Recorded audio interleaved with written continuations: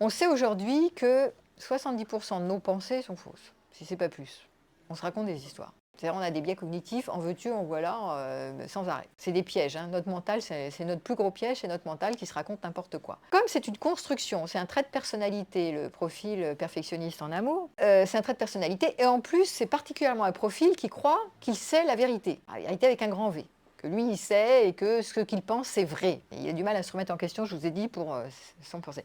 Donc, il est assez, il manque de lucidité sur ses biais cognitifs.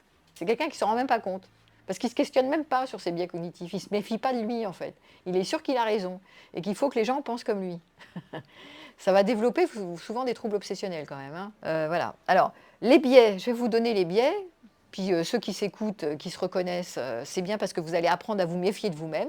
C'est comme ça qu'on commence à faire un pas de côté sur son profil. C'est qu'on commence à se connaître un peu mieux et à se dire « Ah oui, tiens, en fait, c'est moi, je fonctionne comme ça. Peut-être que je pourrais me méfier de moi. » En premier, avant de me méfier des autres, je me méfiais de moi-même. Donc, le premier biais cognitif du perfectionniste en amour, c'est la pensée dichotomique, le tout ou rien.